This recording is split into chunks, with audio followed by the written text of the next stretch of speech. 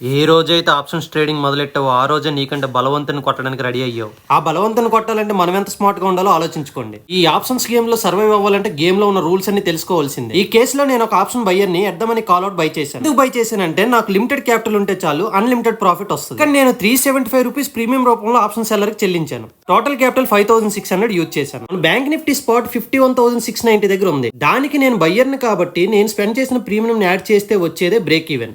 Market expiry కల్లా 52,075 లోపు close అయ్యింది అనుకో, నాకు ఎటువంటి ప్రాఫిట్ ఉండదు. కానీ ప్రాఫిట్ కావాలి కదా. ఇప్పుడు నేనేం చేస్తానంటే బయ్యర్ గా 375 రూపీస్ ప్రీమియం పే చేశాను కదా, అందులో కొంత premium out of the money call cell చేయడం ద్వారా కొంతవరకు రికవర్ చేసుకుంటా. ఓటీఎం కాల్ సెల్ చేయడం ద్వారా నాకు 165 రూపీస్ క్రియేట్ అయింది అనమాట.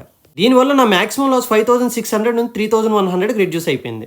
బ్రేక్ ఈవెన్ కూడా 160 పాయింట్స్ ముందుకు వచ్చింది. దీనికి అయ్యే క్యాపిటల్ కూడా 15 to 18,000 అవుద్ది. సింగిల్ బై పొజిషన్ కంటే ఇలాంటి హెడ్జ్ పొజిషన్స్ లో కొంచెం ప్రాఫిట్ అయితే తగ్గుద్ది, అదే విధంగా లాస్ కూడా తగ్గుద్ది. సరే అన్న, నాకు రోజు తక్కువ ప్రాఫిట్ వచ్చినా పర్వాలేదు, లాస్ ని ఇంకా మినిమైజ్ చేయగలిగితే బాగున్ను. నువ్వు అంత ముద్దుగా అడిగినప్పుడు నేను కాదంటానా?